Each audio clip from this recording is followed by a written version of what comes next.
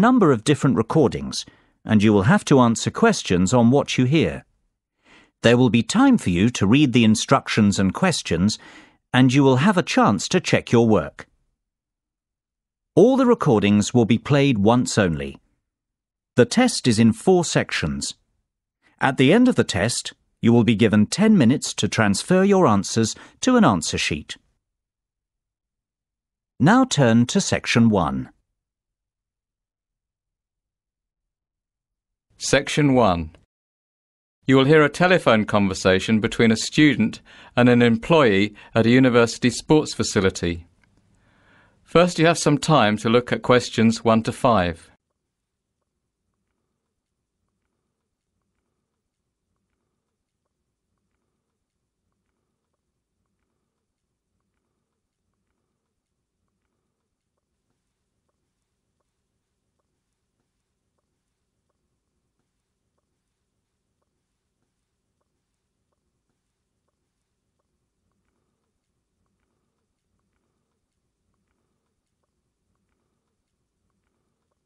You will see that there is an example that has been done for you. On this occasion only, the conversation relating to this will be played first. Hello, Ratner Athletics Centre. How can I help you? Yes, hi. I'm interested in finding out some information about membership. Certainly. Are you a student? No, is that a problem? I was a student here 2 years ago. All right, that's no problem.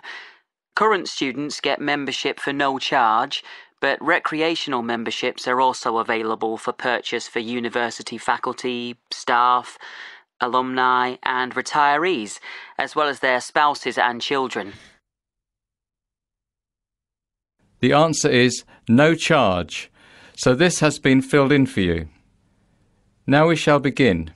You should answer the questions as you listen, because you will not hear the recording a second time.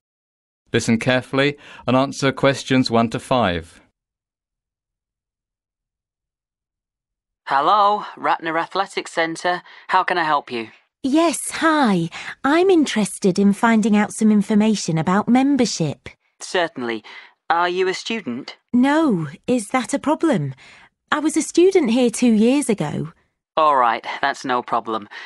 Current students get membership for no charge, but recreational memberships are also available for purchase for university faculty, staff, alumni and retirees, as well as their spouses and children. OK, good.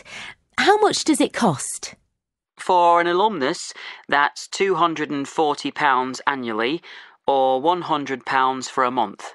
Oh, that's quite expensive. It's a shame I didn't take advantage of the athletics facility when I was a student here. I'll have to think about this. Well, we do offer a really excellent facility. For the cost, members have access to the Emily Pankhurst Fitness Centre, which is a beautiful exercise space, open and full of light. The fitness centre includes 2 weight circuits, free weights, rowing machines, elliptical trainers, recumbent and upright bicycles, step mills and treadmills, and many other activities. But the most prominent, and I'd have to say popular, feature of the Ratner Centre is the Dalton swimming pool. It's 50 metres by 25 metres and includes up to 20 lanes in the 25-metre dimension and 9 lanes in the 50-metre dimension, and also has 2 1-metre diving boards available. What activities specifically are you interested in? Yes, well, I'm interested in swimming and also in getting started with some weight training, although I've never tried it before in my life. I feel rather intimidated, actually. Is there instruction available? You know, someone to teach me to use the machines and maybe help me figure out a training programme to reach my goals? Yes, we have personal trainers available for an additional cost. We also offer fitness evaluation, which, by the way, I highly recommend for someone just starting out with weight training. And you would be orientated to the machines as part of this. Oh, one more thing. What are the opening hours? We're open from 6 in the morning to midnight on weekdays and from 6 in the morning to 9 p.m. on weekends. Oh, that's good. All right, well, I guess I'd like to join. Before you hear the second conversation, you have some time to look at questions 6 to 10.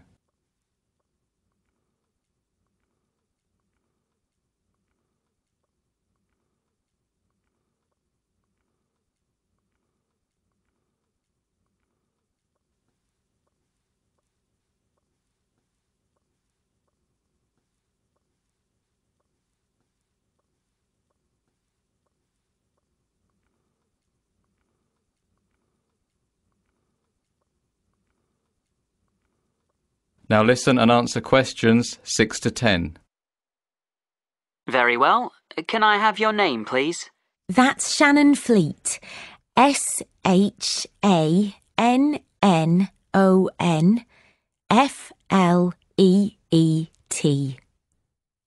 OK. And your address? 24 Whitehall Close, Newcastle. Sorry, can you please spell the street name for me? Yes, of course. That's WHITEHALLCLOSE.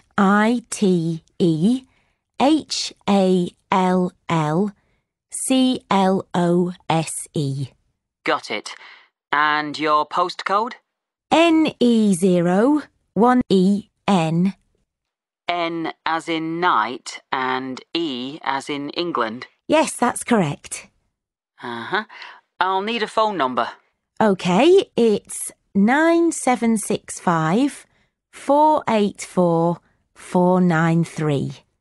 That's 9765 484 943. No, sorry. The last three numbers are 493, not 943. OK. Now, you'll need to pay when you come for the first time, and you can either pay by cash or credit card. I'll pay cash. Fine. And be sure to bring some sort of proof of address, like a bill or driver's licence. I don't drive. Will my electricity bill do? Yes, that's fine. And also bring a passport-sized photo so we can make up your membership card. OK, thanks. I'll come by this afternoon. That is the end of section 1. You now have half a minute to check your answers.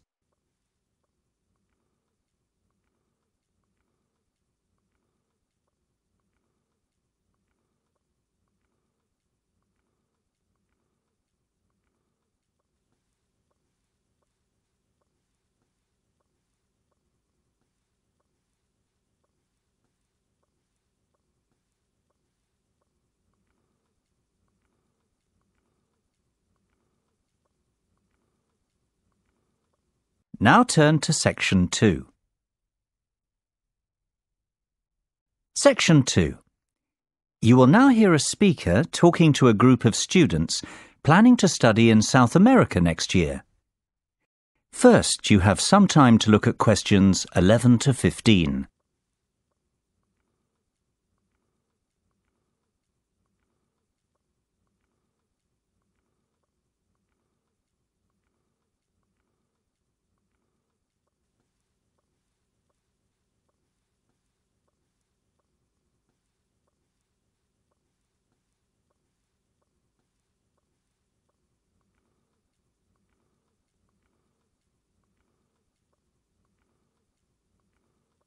Now listen carefully and answer questions 11 to 15. Hello there. Good afternoon.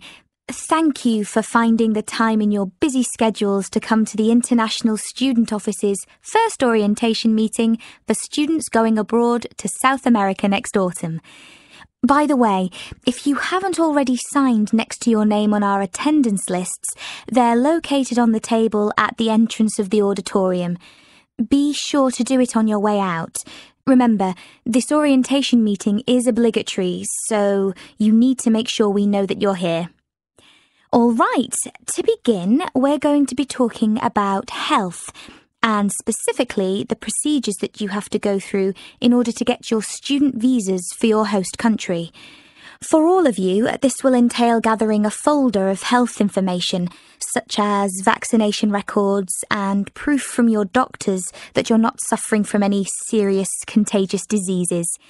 For many of you, this will also entail getting some extra vaccinations, depending on your destination country. All the specifics that each of you will need are to be found in your host country handbook that you received when you were accepted into the programme. Also, each one of you is required to attend a consultation with a doctor at the Student Health Centre who is specialised in travel medicine. The health centre can give you details about appointment times, but be sure to book your appointment early because the specialist is only at the health centre at certain times. To have the most benefit, you should have your meeting at least 4 to 6 weeks before your trip to allow time for your vaccines to take effect.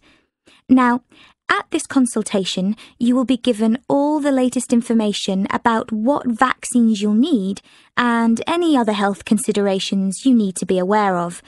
If you'll need to take medication for malaria, for example, or what to expect in case of any existing health issues. Before you hear the rest of the lecture, you have some time to look at questions 16 to 20.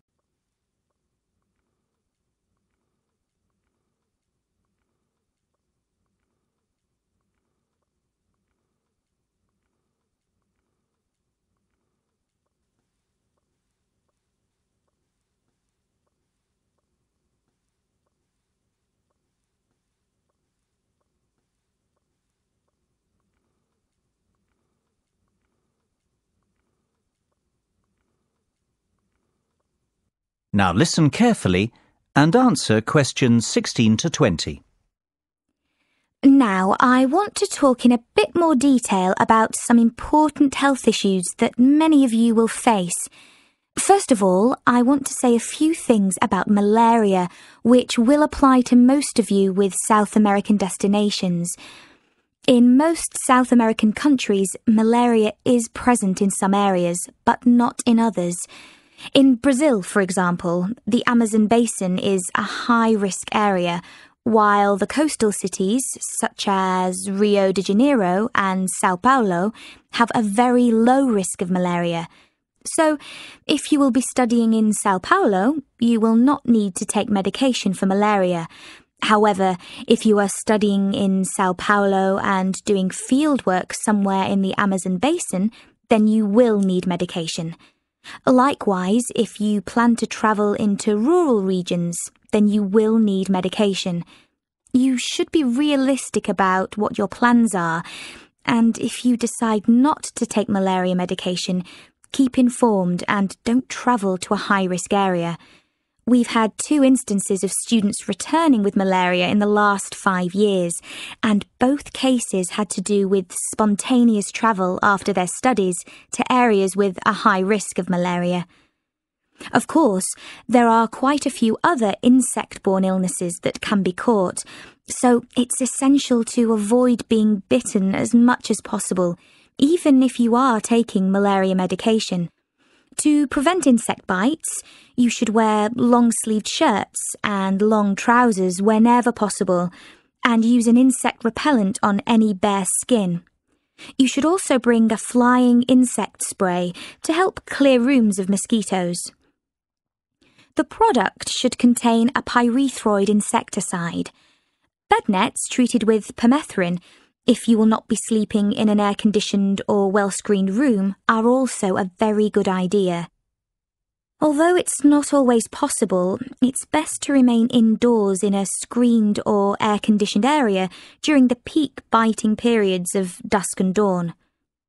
Finally, in much of South America, there is a risk of schistosomiasis, a rather nasty parasitic infection that can be contracted in fresh water. So do not swim in fresh water, except in well-chlorinated swimming pools. Any questions so far? That is the end of section 2. You now have half a minute to check your answers.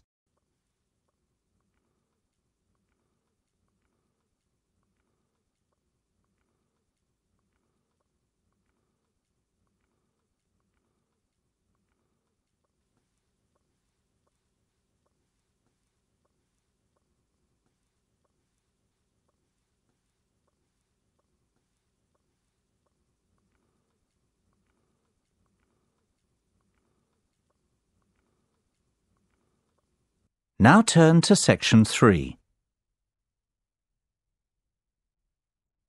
Section 3. You will hear a group of students filling out an evaluation form for one of their classes. First, you have some time to look at questions 21 to 23.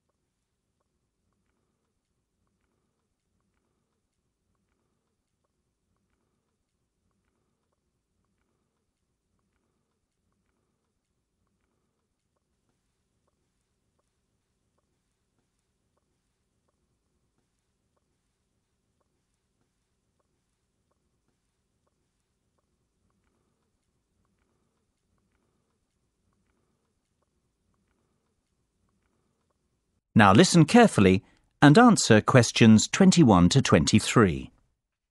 Joshua, Ethan, wait! Don't leave yet. We have to fill in an evaluation form to hand in with our final project. Oh, not another one. We've done one of these forms after each project all term. It's a bit of a waste of time if you ask me. They just want to give us a chance to have our say about the project. But I haven't much of an opinion about it either way. It's just a project. Yeah, but if you did... Then it wouldn't be a waste of time, I suppose. What's your point? Well, just say you have no opinion. What's the problem with that? You're right, I'll do that. And it'll be easier than making something up. But even if we had issues and wrote them down, do you think anyone reads them? I rather doubt it. Of course they do. Remember in the first term, when there were some problems with people in some groups not doing their fair share of the work? There were lots of comments about this on the evaluation forms. And so Dr. Smith came and talked to us about it and decided to add the individual evaluation forms so we could each evaluate our other group members' effort. That was a really important outcome. See, Ethan, without the evaluation forms, we wouldn't have the opportunity to report what a slacker you are. Oh, come on. I've done as much work as anyone. Yeah, it's easy to joke around because we're a good team. My last team wasn't so good, though, and I was really grateful for those forms. OK, let's get it done so we can go. Before you hear the rest of the conversation, you have some time to look at questions 24 to 30.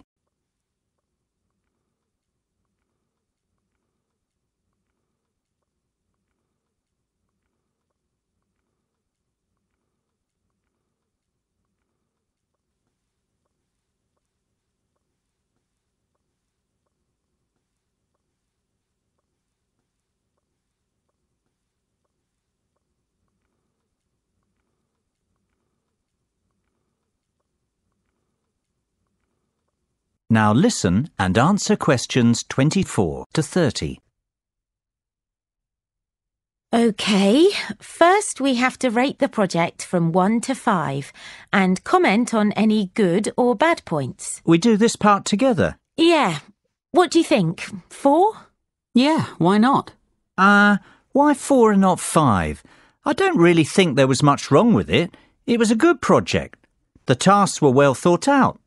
Not like the last one, where one of the tasks was impossible because there was no research on the subject. I agree with you, Josh. There weren't technically any problems with the project. It's just that I like projects to have a sort of practical point. You know, we should see some sort of reason for doing it, other than the grade, of course. If it had some sort of real-world application, it would have been perfect. What do you think, Ethan? I don't know. Why don't we give it a 4.5? That's a good idea. Can we do that? I don't see why not, and I agree. 4.5. So, what about good points? Josh said it's well thought out. Anything else? I liked having a choice between 2 topics. I mean, some topics just don't interest some people. Yes, you're right. Unfortunately, I thought they were both boring. Oh, I'm sounding a bit negative, aren't I? I can't think of any specific good points. That's all right. Let's move on to the bad points. You're eager to go, aren't you? Yeah, I'm going camping tomorrow and I have to pack. But back to the topic. I haven't got an opinion about bad points. Lily's already said her share. What about you, Joshua? Any complaints? No, I think it was a good project. Well, if I had to say something, I guess it would be the timescale. I think they should have given us more time to do this final project, since it was a larger part of our grade. But I don't think that's a big deal. OK, I think we're done. We just have to do the individual evaluation forms, and that's it. That is the end of section 3.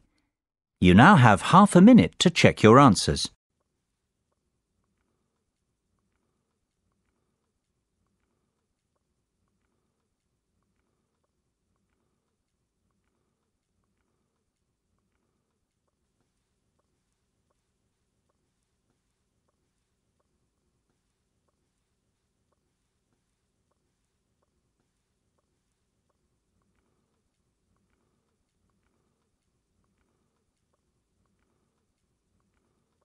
Now turn to section 4. Section 4. You will hear part of a lecture in a marketing course. First, you have some time to look at questions 31 to 40.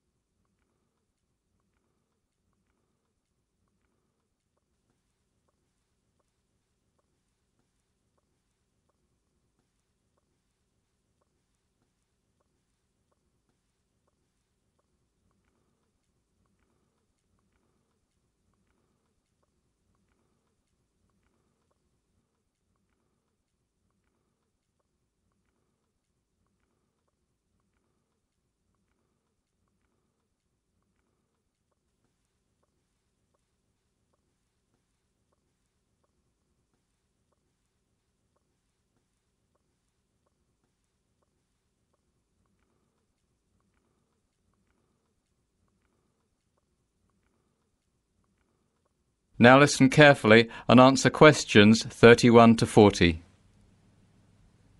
Today we're going to look at marketing over the lifetime of a product and how the different phases in the product life cycle impact on the kinds of marketing decisions we make and influence the marketing strategies we employ. Of course, the first stage in the product life cycle is known as the market introduction stage. At this point, costs are very high indeed, and since the product is fresh to the market, sales volumes can be low to start as the product has yet to take off. What the marketing department must do, therefore, is get as much publicity as possible for the product and begin to develop brand awareness and loyalty. Think of the process as little steps. The first step is to get the brand noticed by your target market. This will require aggressive advertising using mediums which are likely to expose the product to and, just as importantly, appeal to the target customer. The next step would be to encourage the target market to try the product. Promotions, free trials and other special offers all play a role in enticing new customers over to your brand. Don't expect to make money during the market introduction stage. The focus should be solely on creating brand awareness. Then we move into the growth phase.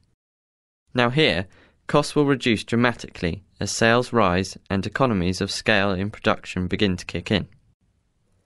Public awareness of the product has increased, and the focus of the marketing campaign will now switch more from creating awareness to generating customer loyalty and brand recognition.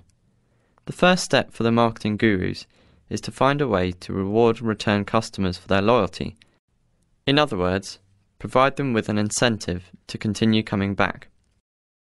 During the growth phase, several new competitors are likely to emerge as tangible threats to the business. The next step for the marketing team, then, is to differentiate their brand from the alternatives on the market. Unless customers see your product as distinct from the competitors, they really have no reason to remain loyal to it. Therefore, this brand differentiation that I have just spoken of is vital. So, you've grown your business. Now it's time to sit back and reap the rewards. We're into the maturity stage. During this period, sales will peak as the saturation point is reached. Competition will be intense, however. The work you have done on developing brand loyalty and differentiating your product from that of competitors will really pay off now. The marketing department must continue to differentiate the brand from competitors and, if possible, diversify the product features. That is, find new applications for the product in order to open up potential new markets and prolong the maturity stage. The final stage in the product life cycle is saturation and decline. Some would argue that reaching this stage is a natural progression for every product. However, there is a growing belief that, should the marketing department do its job properly, the product should stabilise and never really fall into decline. We'll examine this debate a little more closely next time. That is the end of section 4. You now have half a minute to check your answers.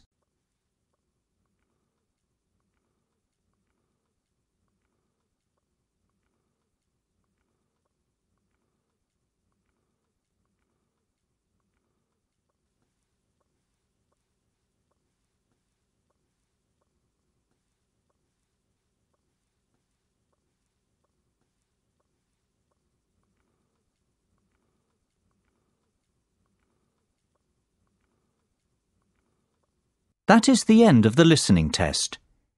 In the IELTS test, you would now have 10 minutes to transfer your answers to the listening answer sheet.